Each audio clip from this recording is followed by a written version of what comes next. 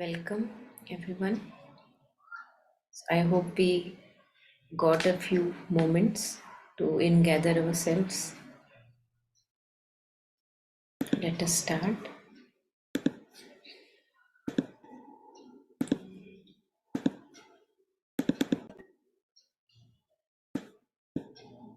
So, last time we stopped here, page number 51, Integral Healing, this book that we have as a PDF. And we have only touched upon this first paragraph, sensing and repelling attacks of illness. So today we are going to maybe take up this next one. And yeah, first let us read through it and then we will see if we want to reflect and share reflections on it. Yeah, so would anyone want to read it out for us? This one, the second passage. I think it's by Sri Aurobindo. Yes. Yeah. Anyone who feels ready, please go ahead. Yeah, happy Easter to you too, Claudia. Yeah, please go ahead, anyone who feels like reading.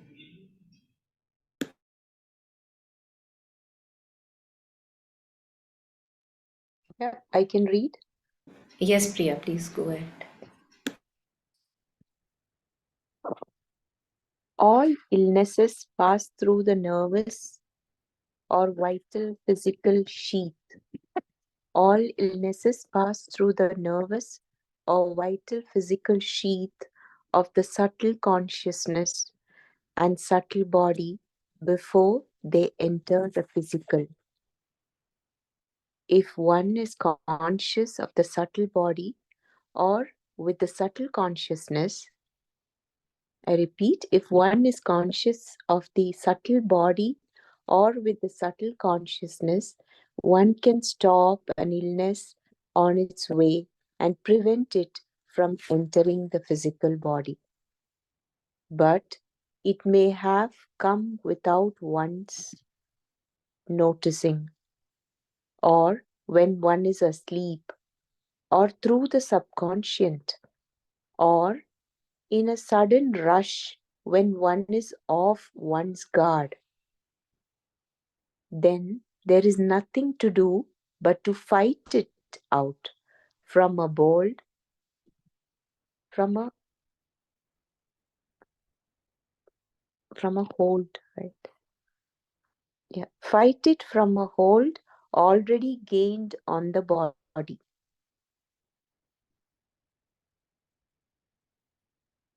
Self-defense by these inner means may become so strong. Self-defense by these inner means may become so strong that the body becomes practically immune, as many yogis are. Still, this practically does not mean absolutely. The absolute immunity can only come with the supramental change. For below the supramental, it is the result of an action of a force among many forces and can be disturbed by a disruption of the equilibrium established. The absolute immunity can only come with the supramental change, for below the supramental, it is the result of an action of a force among many forces and can be disturbed by a disruption of the equilibrium established. In the supramental, it is a law of the nature. In the supra-manifested body, immunity from illness would be automatic, inherent in its new nature. Yeah, thank you. So actually, I remember this much we had touched upon, but we will just take up these last few lines which are now in blue, because this was something which I wanted to maybe talk about, but we then and ended up discussing different things. So this one is something like, these, I'm now talking about these lines which are in front of you. So the earlier part we have touched upon. I'm not going again in the detail because we have touched upon again and again on nervous envelope. So those of us who may be really curious to know, they can also go forward and hear the recordings before this. There we have, in couple of other sessions also, we talked about this nervous envelope based on Mother's and Sri Aurobindo's words, and how we can make it strong, and how our doubts and confusions and all the anxieties, it kind of pierces holes in this nervous envelope, which had to be strong for if we want absolute immunity. So this one I wanted to talk about, that he shares here, the absolute immunity can only come with the supramental change. For below the supramental, it is means the absolute immunity is the result of an action of a force among many forces and can be disturbed by a disruption of the equilibrium established. But in the supramental, it is a law of nature. Absolute immunity in the supramental manifestation is a law of nature, right? Like right now, the law is that the death is there, disease is there, the body decays after some, that is a law right now. But in supramental manifestation, the law is of absolute immunity. Just wanted to touch upon this, why he shares like this, that for below the supramental, whatever equilibrium I may establish, it is like always precarious. So imagine something like, for a child it's natural to lie down, little one, very very maybe newborn, few months old, it's natural to lie down and keep crawling, but it is unnatural to keep standing for a little child who is not yet learned to stand. So no matter how much strength he gathers up and holds something and is standing now, a force may come and, you know like he's back on the ground again. So it is like that when we are right now in our consciousness and the supramental has not fully changed our nature. The supramental manifestation is touching in bits and pieces, but it's not fully transformed our nature, fully transformed our being. Then whatever immunity I may uh, gather like a strength in the body, it is always a precarious thing. Some force, adverse force may come and gone away, immunity gone away. But when supramental manifestation is there, means absolute alignment with the divine, each part of the being in absolute alignment with the divine, then it absolute immunity is like a law of nature. So you would see that it actually makes sense also. Right now I'm half of the time, most of the time, in my ego consciousness, very limited in capacity, limited in strength, this little me, mostly I'm here, lost in thoughts and storylines. In some moments, I'm with the mother, divine consciousness is there, but not in all moments. So it is good that right now I don't have absolute immunity, because if absolute immunity comes to a person like me who is not fully in alignment with the divine consciousness, then it can be actually trouble for the existence, right? So that is what I wanted to touch upon, that why he's sharing that absolute immunity is a law of nature only when the supramental is manifested fully. Each grain is now with supramental presence, then it makes sense. Otherwise it's always like I'm trying to make a balance, but some force comes and then it's taken away immunity and I'm back in my weakness again. So right now it's like that. So just this bit I was talking of. For below supramental, absolute immunity, even if we get a glimpse, is the result of an action of a force among many forces and can be disturbed. So you may be beautifully channeling mother's consciousness from above the head. Beautiful, like feeling the energy there. Some thought comes, you are very attached to a person, something comes, you are just taken away in that impulse, and that force now disconnects from you. So gone. Again the possibility is there that the hole can be pierced through that nervous envelope. So that's why we have to turn everything to the divine, each thought, each feeling, and we all know that we have a long way to go ahead. because there's so much background noise that is there, which we actually now not need, but it is still in function. So slowly, as we stop buying into its demands, stop to believe in it, and stop to give energy to it, and immerse ourselves in divine presence more and more, and not in limitations of thoughts and feelings and body, then slowly, we are walking that journey only towards the supramental change. Yeah, so anything here? So this was something which we touched upon last time, and just these last bits I was wanting to touch upon. Yeah, anyone, anything to add on here?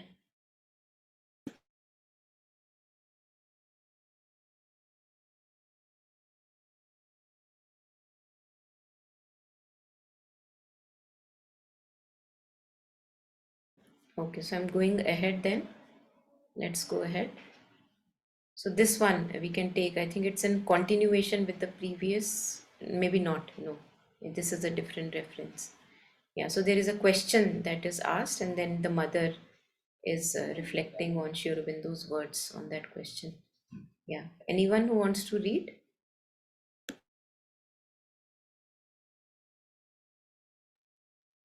Yeah, Monica, I'll read. Yeah, please.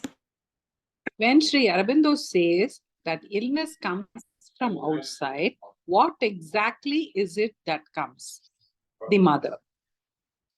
It is a kind of vibration made up of a mental suggestion, a vital force of disorder, and certain physical elements which are the materialization of the mental suggestion and the vital vibration. And these physical elements can be what they have agreed to call germs, microbes, this and that, and many other things. It may be accompanied by a sensation, it may be accompanied by a taste, it may be accompanied also by a smell if one has very developed subtle senses. There are these formations of illness which give a special taste to the air, a special smell, or a special little sensation. People have many senses which are asleep. They are terribly tamasic. If all the senses they possess were awake, there are many things they would perceive which can just pass by without their suspecting anything. I'll go ahead, Monica, or we'll discuss and then we'll go. Good question. Yeah, it's a longer one. Yeah, maybe you can read until here. Okay. Yes. For example, many people have certain kind of influenza at the moment. It is very widespread. Well, when it comes close, it has a special taste, a special smell, and it brings you a certain contact, naturally not like a blow, something a little more than subtle, a certain contact, exactly like when you pass your hand over something, backwards over some material. You have never done that? The material has a grain. You know, when you pass your hand in the right direction or when you pass it like this gesture, well, it is something that passes over your skin like this backwards. But naturally, I can tell you, it does not come like a staggering blow. It is a very subtle but very clear. Yeah. Sardaji, please go ahead and read the next one also. Okay. Yeah. There is always a way of isolating oneself by an atmosphere of protection. If one knows how to have an extremely quiet vibration, so quiet that it makes almost a kind of wall around you. But all the time, one is vibrating in response to vibrations which come from outside. If you become aware of that all the time, there is something which does this gestures, which responds to all the vibrations coming from outside. You are never in an absolutely quiet atmosphere which emanates from you, that is, which comes from inside out, from inside outwards, not something that comes from outside inwards. Something which is like an envelope around you, very quiet like this, and you can go anywhere and anywhere at all. And these vibrations which come from outside do not begin to do this gesture around your atmosphere. Yeah. Thank you so much. Thank you. So this, I think this paragraph is really like a golden key that is given to us. So I wanted, maybe along with the earlier part, this also is read. Yeah.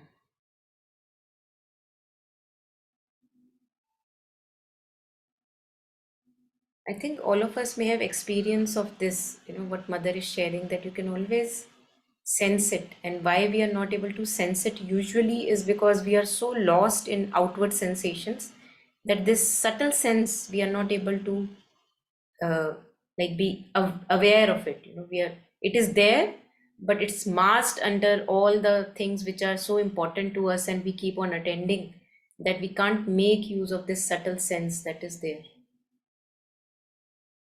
Where mother says that it's almost like if an illness is coming from outside, it gives some change in the air. It's something like, in another example of it can be how some animals are able to sense an earthquake much before it has already started happening. We human beings mostly are not able to do that because we actually are so lost in what we consider is important to us. Always lost in the sensory input. Usne kya kaha, kal kya hua tha, parson kya hoga. So all the things that I see from the outer senses, the mind interprets it, and that is what keeps me engaged all the time. So there is no space in the being for these subtle senses. But there are people who sometimes are called clairvoyant also, where they have special senses developed, that if something is about to come, they know it is coming. They just know it. They sense it. What mother is saying, that like as if you are, like a, imagine that like a cloth is there, like a towel. On the towel there are like these outgrowths of cotton, that is there mostly if it is a soft towel. So if you are running your hand over that towel, or maybe a kitten, or a cat, if you're running your hand in the reverse direction, you feel the texture. It's very easy to do, especially in any kind of textured surface. If you do it on a wall, which is a little grainy, then you have the texture. So see, she says here that when it is coming from outside, any illness or any disturbance, you can actually be so sensitive to it that you feel that texture of it coming. How amazing is that? And we can't feel it because we are lost in so many other textures which we think are so important, which are giving us nothing but keeping us engaged. Cherished guests, as Sri Aurobindo says. So, if we want to develop this inner senses, subtle senses, then it's very, very important. And later on, Mother shares, it's very important. Then something within us becomes so concrete, that quietness within us, that elevation from the body consciousness within us becomes so concrete and real, that nothing in the being is now attending to all the time these knocks on the door, sensory input. Who said what should I make out of this, that was said, oh, this happened, this means this, and this does not mean that. So all the time, like a background calculation is going on. This is what we have to get disengaged with, so that we have such quietness in the being which can be open to the subtle senses. So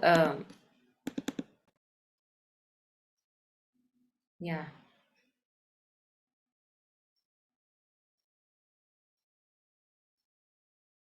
So change of taste, she says that if that vibration is entering, you can even, as if some people may taste it, you know, accompanied by a smell, if one has developed subtle senses. Special taste, special smell, or special little sensation, some vibe, like you would feel something is not right. You don't know what is not right, but something is not right. Now, many a times I've heard, of course, I don't have uh, a first account experience here that I have heard directly, but I have heard that, for example, in many collective tragedies that happened, like a cinema hall fire in Delhi that happened many years ago, or these World Trade Towers, you know, when they collapsed, many people were actually able to not go that day to that place because they sensed that something is not right, and they listened to that sense. Many people, I've read accounts on various occasions where they listen to this intuitive sense telling that something is not okay, you know, and then they change their way. So as slowly we begin to cultivate these senses, the being is more quiet, then we can also slowly begin to experiment, and we begin to trust then these intuitive senses that we get. Otherwise, the mind, logical mind, may just all the time negate it, and we may not trust it. So it's just a matter of practice here, it seems.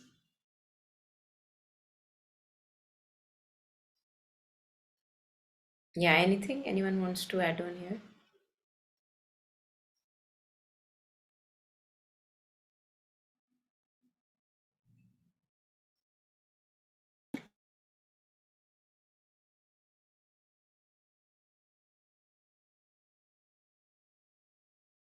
We cannot hear you. Yeah, thank you. Thank you, Claudia. So I was sharing that many a times we meet people and we just sense that something is not okay. You know, we don't know what is not okay, but some frequency dissonance is there. Something is not okay, you know. So that sense is what we have to slowly trust. At times we are meeting people for marriages, you know, we are matchmaking, you know, meeting people wanting a future partner, but we just sense that, oh no, something is not okay. I don't know what, but uneasiness is there. So we must be cautious of that uneasiness.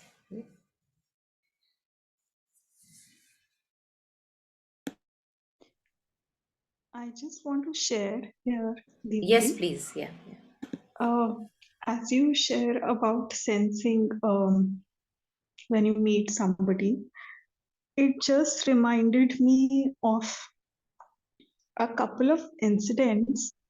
One by shared by my closest friend, and one by a lady boss. You know, couple of incidents where they shared the exact thing that they met this person for like a life partner marriage situation purpose, and then because people told them, they kind of went into it, and this person shared like the moment she was like going for the ceremony also, there was such an uneasiness inside, like a clear thing inside telling that something, you're doing something wrong, and then because of social pressure they don't listen to it, and it increases like from the first moment they had it when they went to meet this person, and then there was social pressure and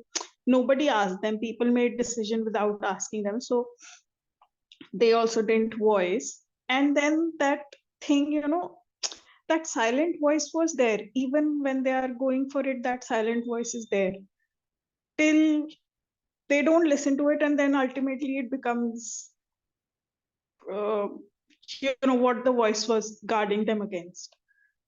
uh, but sometimes Didi, like like in my life personally, I have not had such a clear signal, or maybe I do listen at times, like that's why I have not had that kind of situation. I am quite stubborn in that ways. If I feel something is not right, then people can give me 100 reasons and it's like not right for me. So people like, yeah. But also sometimes I do find, yeah, the same thing I shared last time, that do find myself feeling, confused in terms of which is the right decision to take.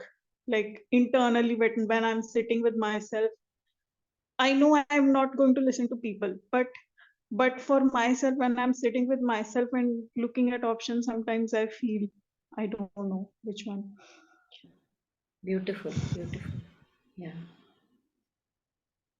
Thank you for sharing. I think it's a good kind of stubbornness that you just shared, that you may be actually living that stubbornness in your life, that if you feel something is not right, then you follow that immediately, no matter how many people may be giving you advice against that, right? So I think that's a good kind of stubbornness that we need to follow. Yeah, and secondly, I think all of us at various points in our life are confused, are in doubt, since we are not living in supramental realization and we have a very limited picture, limited vision, limited understanding.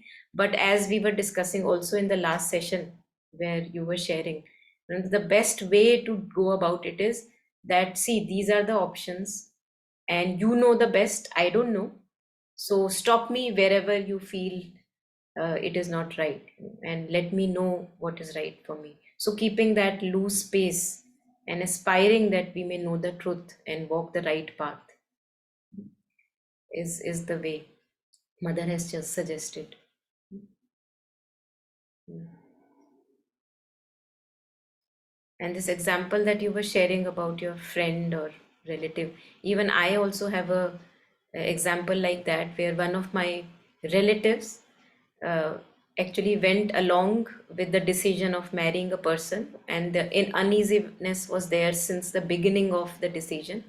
But again, society and pressure and whatever we may think that, okay, this is important, I don't want to upset anyone, all kind of excuses we give, and ultimately they had to separate, and after a lot of abuse which could have been prevented.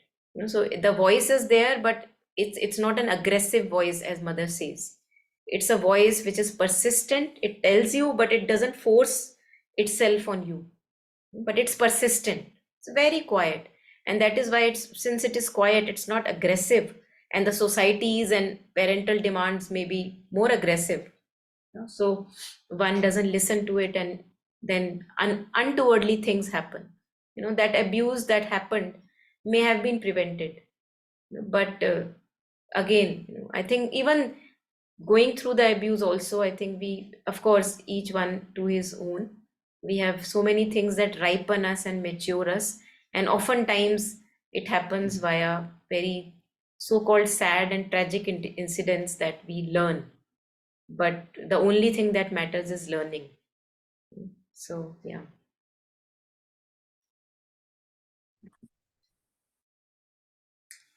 Yes, anything anyone wants to add on here?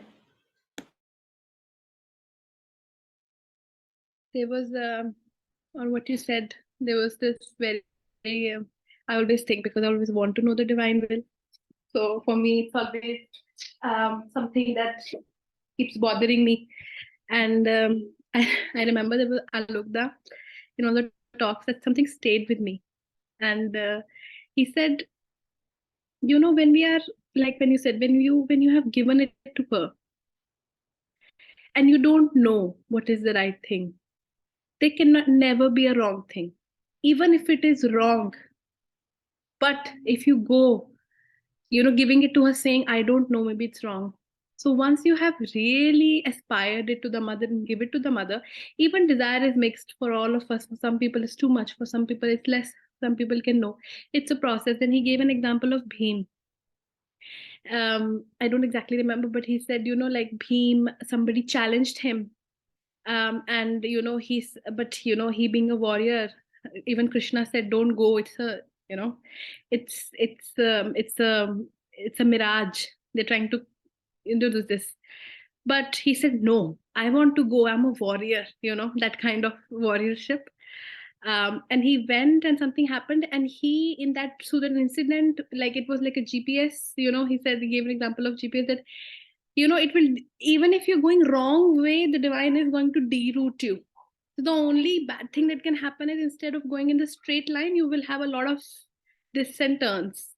Some people do not want that, so it's best that we align so much so that we know the will. But even if we don't know you will reach the destination. And then he said about Bhim that he, even though he shouldn't have gone from that experience, that shouldn't have happened, but eventually he got the boom, he got this bane of so hathiyon ka bal, you will have strength for 100 elephants. He didn't have that, only because he went through the experience that he shouldn't have, even Krishna want, but because he went with an aspiration that, oh, this is, I'm a warrior. So even that thing eventually became a blessing. So what you said, that we don't know, like even some people, maybe that was right because it happened, maybe through abuse, some people really realize, like sometimes illness makes you wake up so much. So in that sense, sometimes now I have started to feel, I don't know what is right, what is wrong. Even if it's wrong, maybe she'll make it right, just giving it to her, and knowing that my desire is so much mixed, I don't really know what's right and what's wrong. So yeah, just that. So that was really, that touched me. That GPS, that they will be derouting, but you will eventually reach, and maybe that's what your path is about. So just aspiring to her, as you said, just saying it to her all the time. Yeah, beautiful. Yes. But I think parallelly, we also have to know that we have free will at each moment. And with that free will, we can, once we have gotten to know about it, we can make good use of it by choosing the right path. So of course, the divine makes use of even the wronger paths, absolutely. And even through detour, the divine victory is certain. We all have to reach what is our birthright. But parallelly, now if we have gotten to know that yes, there is a voice which is telling me something, and even now if we don't listen, then it feels like a stupidity. And again, having said that, even with our stupidities, the divine victory is certain.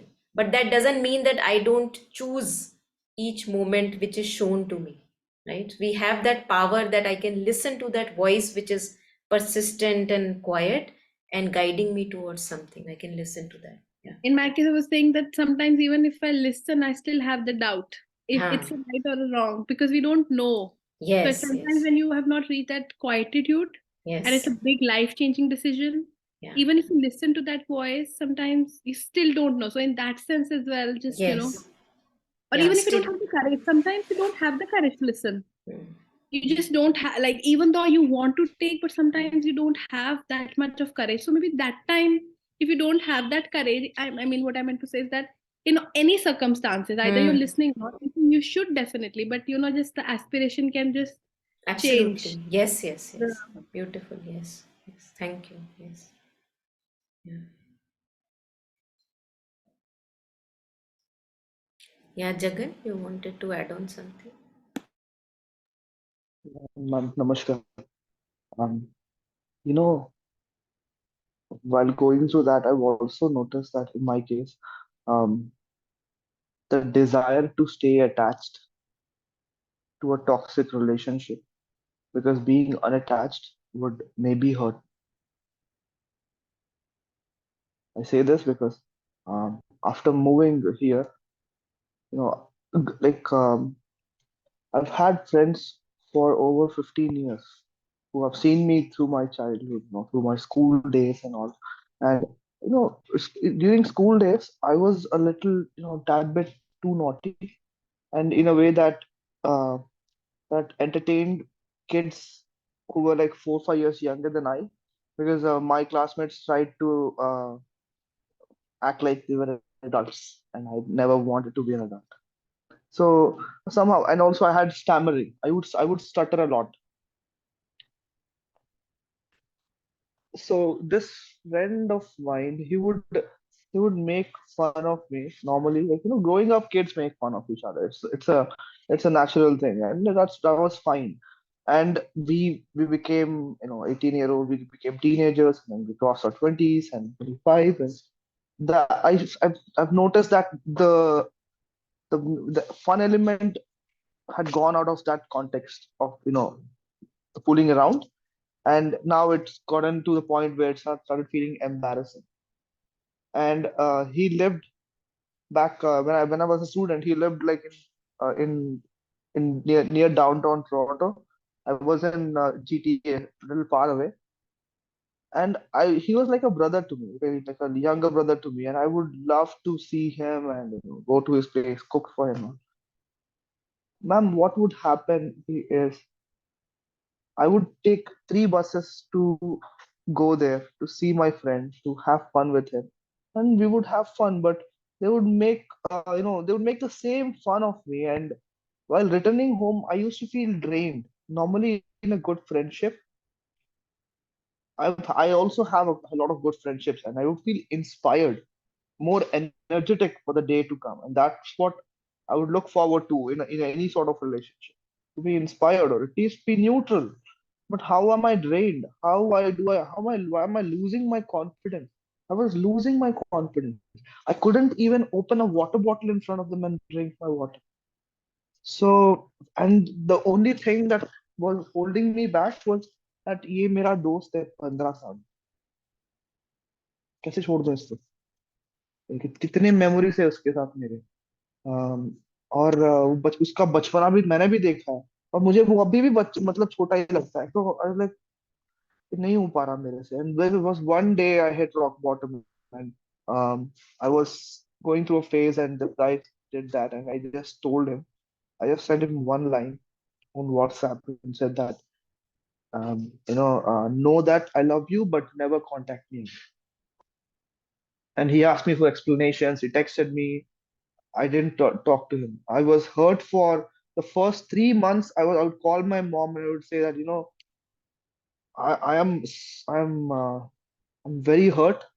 I cannot get over this, but I don't want to go back into it. And then after 3 months, I recovered, and I recovered in a better way. I was in my element. I would not stutter anymore. Still do once in a while, but I would not stutter anymore. And I'm so happy. And yeah, so in my case, I find that getting rid of that attachment, being too attached, especially, is a factor that is holding me. So, Yeah, thank you. beautiful. Yeah. See, nothing is by chance, as we read in Savitri. These are very special elements that are placed in our life. Now, that person to whom you were attached in a very toxic way, what that relationship gave you, if you look at from an objective point of view, is it gave you your boundary, which was missing earlier. It gave you strength back in yourself. Earlier, you were not able to say no, but because of that toxicity or whatever, you got the strength to say no. Like in Savitri, Sri Aurobindo says that as if it's like a gymnasium, like the more weight we are able to carry, the more my muscles are growing. This is how everything is made use of. So, and these boundaries are very important in the beginning. So we are talking of dissolution of ego boundaries, but we can't talk about dissolution of ego boundaries before the ego is formed. So first you have to form the ego, and this example that you gave is a formation of the ego individuality. That, see, I am also something, not a big thing, but I have my sanctity, I have my peace, and please respect that. Please respect these boundaries. So this is how ego individuality is a necessary element in our progress. That that you are this, you have your dignity, you have your respect, you have your sanctity, everything is there. You know how to maintain your peace, and if somebody is disturbing your peace, you can say no. So this is very important, what you just shared.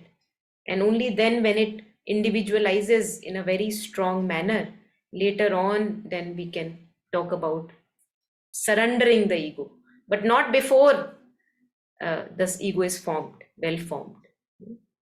So, yes, yeah, we can be grateful to such experiences because they gave us strength to be ourselves.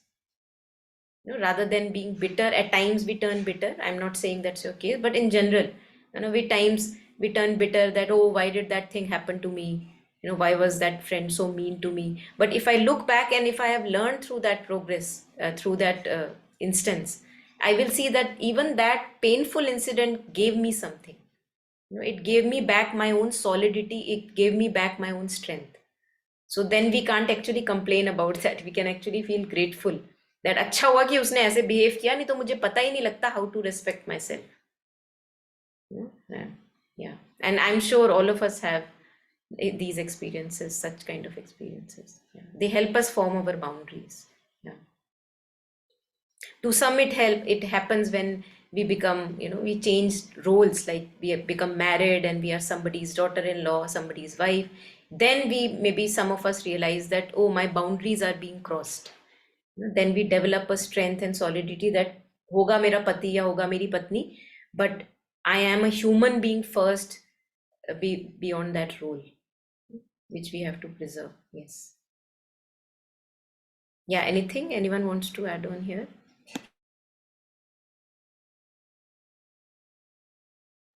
Yeah, about that. Well, that happened to me many times, actually. Yes, that people cross some boundaries, and yeah, many times I didn't know how to say it. I mean, I get paralyzed, so I mean, I want to be gentle and not be like a bad girl or bad woman, So many years after that, I realized, oh my God, that person crossed the boundaries. I didn't know what to do. And then it's coming shame. It's like, oh, I am so ashamed about it. I am like, so then it's like, again, this kind of going into the pity of oneself because I didn't know how to do it. And then I go in that circle of negative shame instead of saying, okay, it's okay, I embrace the shame, or I embrace whatever what happened, but I can stand, I can learn, I can learn from this, like you say, Monica. Yes, okay, yes, I can judge that person. Yes, I can judge because that person passed the boundaries. It's not that that person is good. Yes, it's not that that person is like great and I'm going to applaud what he did. Yes, okay, it's true that he teach me something. Yes, I mean, maybe I didn't learn, yes, the lesson, but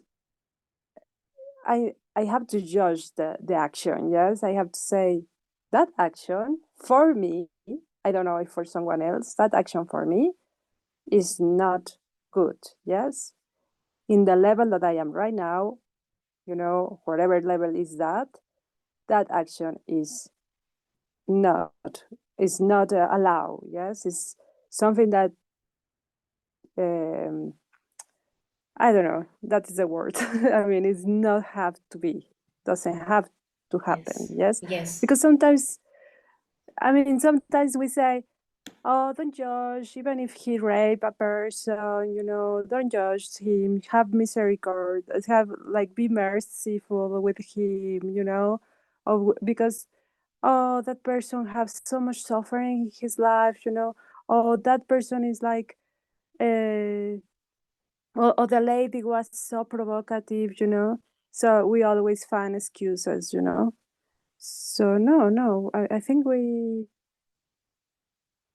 I mean, I don't know how you see this, Monica, but I mean, No, we absolutely. have to. Yeah, totally resonating with you, what you are sharing. And that's why we were talking about the other day, that there is a difference between judgment and discernment.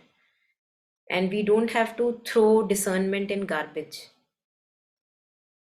Judgment is that, okay, somebody behaved in a certain way and you are putting it into categories and making those categories rigid and you're putting yourself also in compared to that person in some category and making that category rigid and storing it in your brain. But discernment is knowing what is right, knowing what is true, and knowing the falsehood also. And all of us have been given this ability to see, with which we can actually see, even if some movement within me is an ill will tainted movement or goodwill tainted movement, I am able to see. All of us are able to see. And this is what discernment is about. That if a friend is talking to you something which appears like bullshit, and you are still engaging in it in the name of, oh, he's my friend, this is lack of discernment. Vivek, in Hindi, we call it Vivek. We have to use Vivek because we have been given this Vivek. Intelligence, this is intelligence. The human being is is an animal, one can say. Right now we are animal, who is consciously intelligent. He knows he is intelligent. Animals are intelligent, they don't know they are intelligent, but they have that intelligence. It's operating, universal intelligence. But we have the capacity that we can see that intelligence in operation. So we must make use of it. And that's why in Inspiration Lives we were reading, this aspect of reason, utility of reason. We have to be selfish when it comes to our sanctity, peace, and taking care of ourselves, really. And that is why ego is a helper. Ego is a helper. Yeah, We must have strong, good individuality. Yes, Claudia. yeah, it's what I like from my cat, I put my finger in one place that she or he doesn't like it, and immediately bite me, or immediately put like his boundary or her boundary, doesn't allow it. So like, and it's like a wow, even if you want to correct the attitude, he say no. I mean, that is not right. He give you the look, and run away. It's like super good. They are super good teachers for me. Like oh my god, it's true. You're right, very true. You see, dogs also all the time they're marking territories. They do urine and they mark their territory with the urine. Let's see, this is my boundary. Yes. Yeah. So I think, as we say that everything has its proper place, so ego boundary has its proper place, but we can't extend it like infinitely. But right now, I think all of us, whoever is here or may listen later, we have to be strong individuals first. We should know, we should have clarity. This is what I want. This is what which just does not resonate with me. We have to be strong personalities. And then we can talk about surrendering that personality to mother's work. First, we need to have personalities, solid personalities. Not like anybody said anything and I just agree to everything. Because see, mother talks about dissolving the ego, not to use all of this at a wrong place. Everything has a proper place. And we all have a knowing which tells its proper place. So I think time has come that we must have strong, healthy individualities, which can now be offered at mother's feet.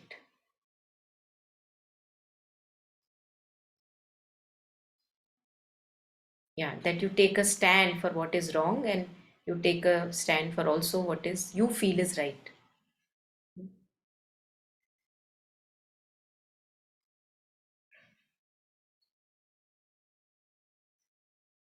Yeah.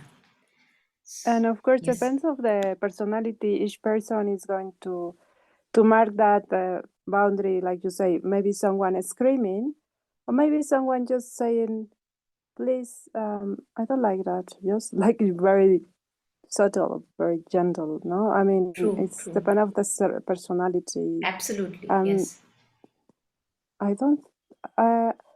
I don't see anything wrong if someone scream or someone say, "Please don't do it." It's just like different kind of ways to No, but then again, express. the person who is screaming, now it is up to him that if screaming is benefiting him, he has to see that if it is benefiting me, if it keeps me easy, okay, then I go on screaming. But usually we feel such a lot of uneasiness after screaming. So this is not to defend all the negative elements which are hiding, but this is just to develop personalities which are, see, again, strong has a context to context meaning. Now for some person who is all the time taking out his sword and ready to fight at every battle, to that person, developing a good personality, healthy personality, may be not picking up a sword at every battle, because every battle is not worth fighting. For a person who does not pick his sword at all and allows everybody to trample over, for that person, actually developing a healthy personality would be pick up the sword and fight for the right moment. So again, it is very context to context dependent. That is why we say truth is not a formula. Truth is dynamic or forever changing, different for different persons, and contexts. So very important here to mark this. Nice, thank you. I like it. Thank you.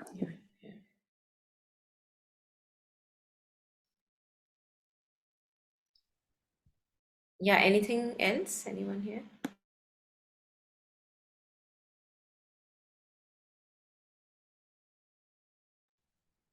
Okay, so I'm taking it further. Yes, Jagan, please go ahead. Yes. And the although this process initially felt painful for the first time, the lesson out of this is the the lesson that has really helped me out is it's become now easier to to hold on to my boundaries and to say no. No was I could never say no. I don't know why, but now it's easier to say no and without hurting them, with giving them why a suitable reason and say no, I cannot. So and also to be unattached easily, like not really easily, but one thing is I used to think that 15 saal, 15 years for friendship. And then I moved to Canada. I have a friend I share my house with. 3 months into the friendship, and I wouldn't even sometimes say a word, and he would just know that I'm in a state. It's like what he knows me from my childhood. No, he doesn't. And also here, also there are certain boundaries, but yeah, looking for a difference, change in life, um, having the courage, I find is important, and that first experience helped me have some of it. Beautiful. Yes. If we don't say no, then the body begins to say no. Many of us, we are at times just stuck that we can't say no. So then the body manifests itself through illnesses of all sorts. There is a book by Gabor Mate, for those of us who are interested. It's called When the Body Says No. So this person has extensively researched cases where, because of being stuck in our personality, that so are, if I'm a people pleasing personality and all the time want to keep others happy around me, then the body begins to manifest an illness because the body can't stand this sin that you are doing to yourself. So there are many good examples in that book, because somehow we have to know that we are not in alignment with our inner truth. When we don't listen to feelings, when we don't listen to thoughts, emotions which are telling us again and again, this constant uneasiness which is telling us again and again, then the body tells, okay, babe or dude, wrong way, please change the way, please change the way. So we develop life threatening chronic illnesses which tell us to come back home right away. After that, even after that, many times we don't listen. That's a different thing, but yeah, it happens. Yeah, so this one I wanted to again stress upon a golden key that we are being given again and again through words of Mother Sri Aurobindo, that there is always a way of isolating oneself by an atmosphere of protection. If one knows how to have an extremely quiet vibration, this is what we have to cultivate. Most of us don't have it right away, like a click of a finger. We don't have it, but we have to cultivate it. If one knows how to have an extremely quiet vibration, so quiet that it makes almost a kind of wall around you,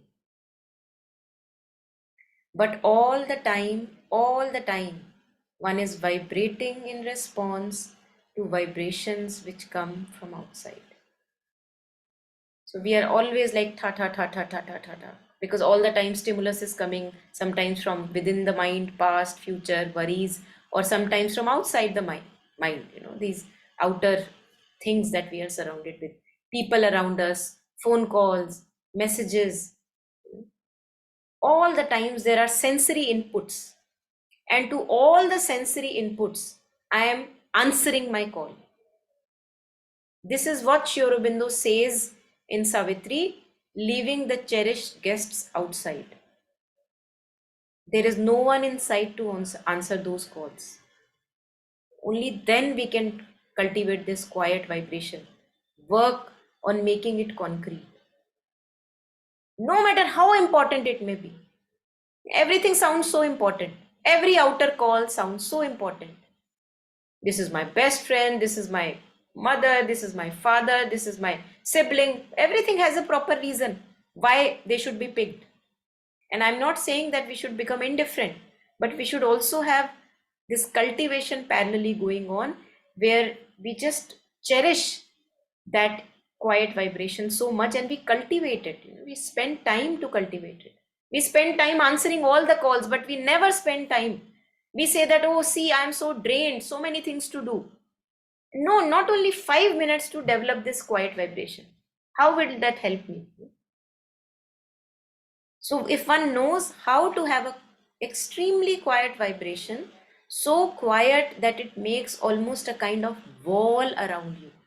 And for this, it is very important that we begin to fall in love with the void that all of us feel, the emptiness that all of us feel. It is there in those depths and emptiness that this quiet vibration gets developed.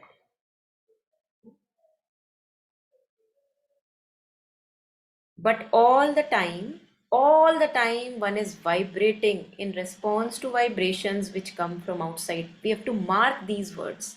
So important. So important. If you become aware of that, all the time there is something which does this, all the time answering the responses. Mummy ने ये कहा, पापा ने ये कहा, भाई ने ये बोल दिया, 2 साल पहले मेरे साथ ये हुआ था, 4 साल पहले मेरे साथ ये हुआ था, अब क्या होगा? All kinds of things. I am this kind of a person, I am that kind of a person, which responds to all the vibrations coming from outside. You are never in an absolute quiet atmosphere which emanates from you. We are never there. Hardly any few rare moments when we are there. Even those will come if I am giving it time. If I am giving 2 minutes to it, 3 minutes to it, 5 minutes to it. You are never in an absolutely quiet atmosphere which emanates from you, that is, which comes from inside outwards. Usually I am slave of everything coming from outside. So this is what we have to develop. We have to develop a solidity within. Something solid. Mother says, develop an inner life. Living within. Growing from within. It's all coming from within. Not something that comes from outside inwards. Now, what is outside inwards? We crave for experiences. I want to visit that temple, that thing which gives me peace. If you have noticed, I want to walk in nature. Why? Because nature feels like gives me peace. So it comes from outside, but it gives me peace. So even that may have a certain value at a certain stage in my life, that okay, taking a nature walk gives me peace. So go out, take a nature walk. Going to Pondicherry gives me peace. Okay, go to Pondicherry, get the peace. But there comes a time when we have to become not handicapped. Like I have my own concrete peace which I carry everywhere.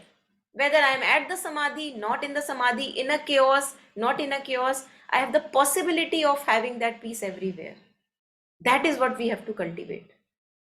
Like Sri Aurobindo's example, where it's a storm in Pondicherry, mother is coming to his room to close the doors and windows, and she sees that, wow, everything is untouched. As if the room is not shaken up by the storm which is outside. All the papers are not flying, even when the windows are open. This is what we have the capacity. We have to develop this. We can't get it by a miracle. All miracles have a background behind them. People have cultivated. Even if we talk about Sri Aurobindo, we don't know the labor he has done in all these lives that he has been living. Leonardo da Vinci, so many lives that he shares. So we have to cultivate, we have to spend time to cultivate this concrete inner peace, inner solidity, solid peace, which we can carry everywhere. And why would I cultivate it? Because that's important for me now. I want to cultivate it. That matters to me. I don't want to be a puppet of surroundings. So the most important thing that matters to me is to spend these few moments with myself in my void, in my emptiness, in which I cultivate. Like a sorcerer, I'm working on it and cultivating magic within us. We have to do that. Then mother says that with this, why is it called cherished guests? It is called cherished guests because we find some promise there. All the sensory input, some promise for us lies there. It gives us a certain sense of self. For example, if a friend acknowledges you, why would I think about that acknowledgement? Because it makes my ego grow stronger. See, he told this and this about me. That is why I would rethink and ruminate about it. That's why it's a cherished guest. Then if a friend rejected you, even that victim sense of self is a sense of self. It's me. So everything that comes from outside, you will always see it has a connection with this little me. So either through a victimization or through self-aggrandization, my sense of self gets developed. This is me, my story. Oh, how dare he could say that to me. So whenever this is going on, it is always everything coming from outside then is a cherished guest. And also our thoughts and feelings about all the things that we keep on thinking about. Those are also cherished guests because they hold some promise from me. I'll as if I'll find something there, something very valuable. I cherish them. There is nothing cherishable there, but I cherish them because of my habits, past habits. So that's why maybe again just a window, that one of the things.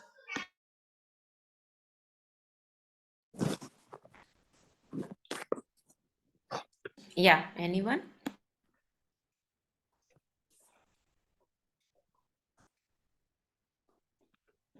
Okay, so you are never in an absolutely quiet atmosphere which emanates from you, that is, which comes from inside outwards, not something that comes from outside inwards. Something which is like an envelope around you, very quiet, like this, and you can go anywhere at all, and all these vibrations which come from outside do not begin to do this around your atmosphere. They can't think of entering your atmosphere, just like we saw with Sri Aurobindo's atmosphere. The storm does not have the capacity to touch that piece. It's like such a solid piece, marble like piece. Solidity, there is a solidity in marble, purity and solidity. There was also a very good example of this is Sri Aurobindo. I mean, of course, it doesn't surprise us, but even a sparrow who was so much connected with his consciousness. There's I think Pooja Lalji, incident with Pooja Lalji, who goes to clean Sri Aurobindo's room, and mother says, "Wait, when you are cleaning the room, there is a sparrow there, near the room that's sitting. Make sure don't disturb."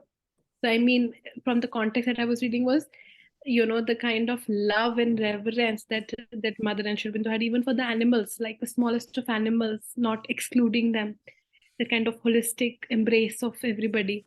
But what I, picked out was that, Pujala, this is when I went there. Of course, I cleaned everything. I did little bit noise, but that sparrow was just, it didn't move, not only internally but even externally, as if she was just doing some yog nidra. So in that sense, I was, when you were talking about Sri Aurobindo's room, that the storm come and she says, I said, Sri Aurobindo, of course, it doesn't surprise, but even a small sparrow that, we think is, is in a lower consciousness, if we see the ladder in that sense. Even however, if she is connected with Sri Aurobindo, even she can have that solidity, then why can't we? Like, we think man, we all have this illusion of being at, at the center of the evolution. So, I mean, in that sense, I just got reminded of that sparrow.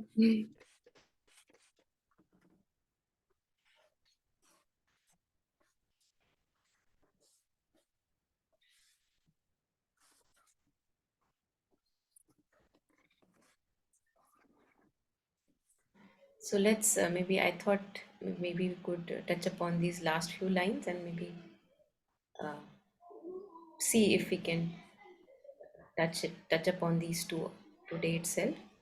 If you could see that kind of dance, the dance of vibrations which is there around you all the time, you would see, you would understand very well what I mean.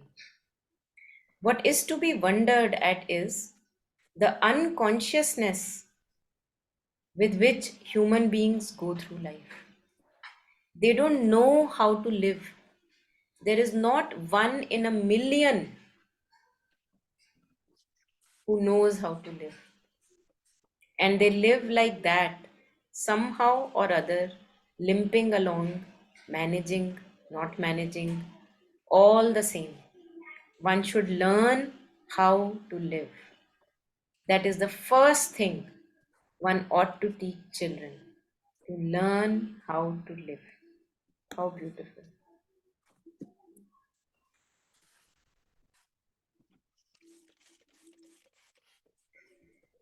Learning how to live. And Mother says, I think we have to mark these words again, that there is not one in a million who knows how to live. Astounding. And we are just like, usually we are looking at others. Look, how is that person living, limping along? But we have no idea about ourselves. So this is where we have to put effort, because here we can put effort. Other people, of course, we hardly have any power, hardly have any control. But on us, we can develop mastery and develop control. So at least there we must put effort.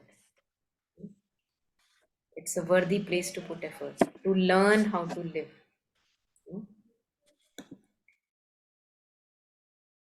Yeah. So yeah, we can take any last comments if there are before we close for today.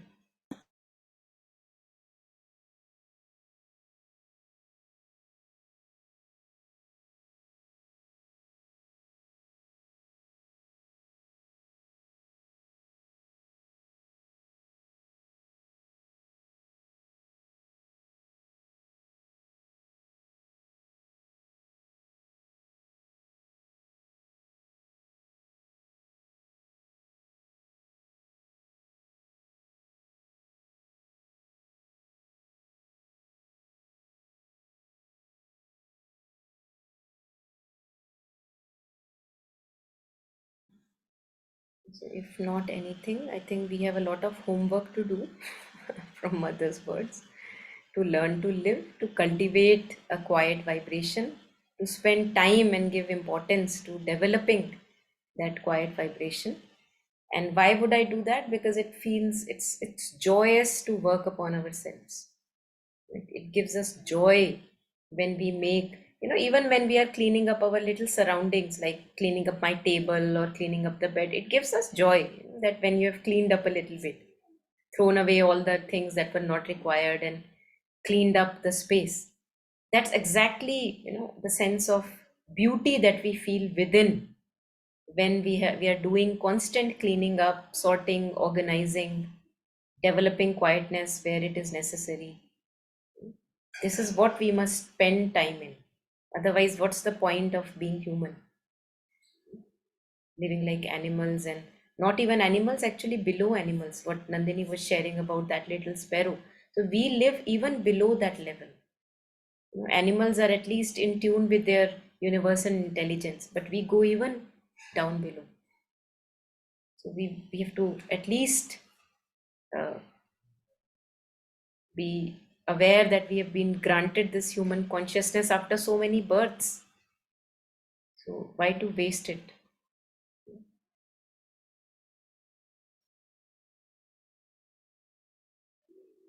Yeah.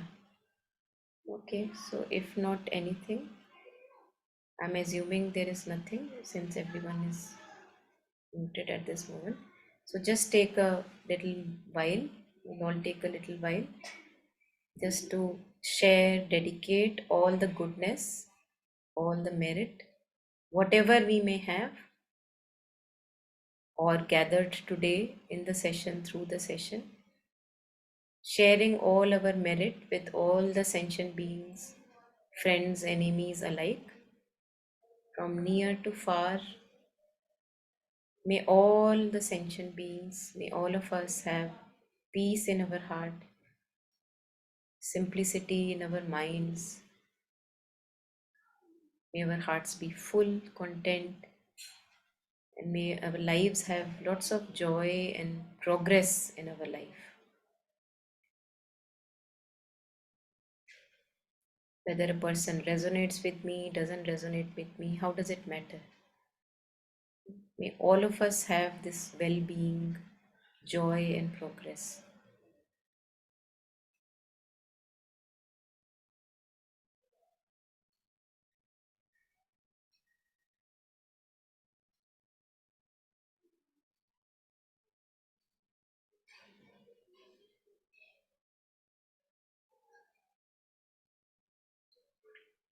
Yeah, thank you. Thank you, everyone.